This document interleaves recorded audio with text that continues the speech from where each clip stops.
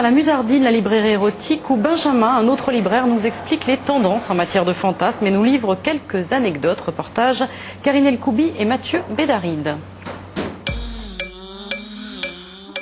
Si vous voulez, on constate qu'il y a une recrudescence d'intérêt pour les livres qui sont les plus porno ou les plus hard possibles, on pourra dire, mais en fait sont ceux surtout qui sont les plus crus. Alors je ne sais pas si ça tend à prouver que les gens ont des fantasmes de plus en plus extrêmes.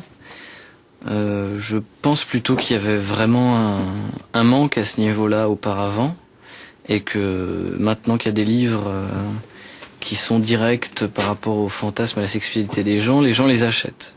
Actuellement, on est plutôt dans une mouvance qui assiste à l'explosion de tous les fantasmes qui étaient jusqu'ici occultés, puisque les fantasmes tels que la sodomie et la fellation sont maintenant acceptés et pour la plupart considérés comme des actes d'une sexualité classique. On assiste plutôt à l'émergence de tous les autres fantasmes qui étaient peut-être un peu plus extrêmes ou plus bizarres. C'est quelque chose qu'on voit pas beaucoup en France, mais dans d'autres pays comme l'Allemagne ou l'Angleterre, le fétichisme lié au latex et au vinyle est quelque chose qui marche très fort.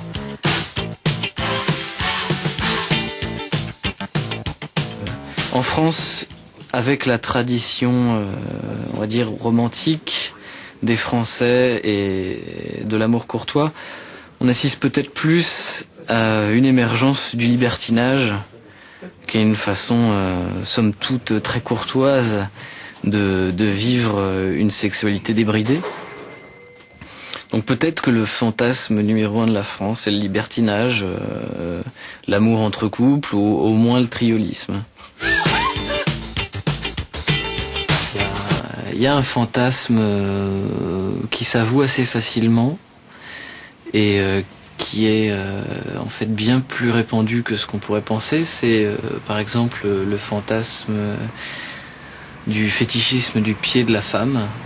Sinon, j'ai eu dernièrement le cas d'un jeune homme qui est venu à la librairie pour me demander si j'avais des ouvrages sur les rapports de soumission et de domination pour parfaire un fantasme qu'avait son ami. C'était assez attendrissant, entre guillemets, puisqu'il était visiblement un peu gêné d'avoir à me demander ça, mais en même temps assez exalté de se documenter plus avant, et il en parlait de façon très franche et directe avec moi.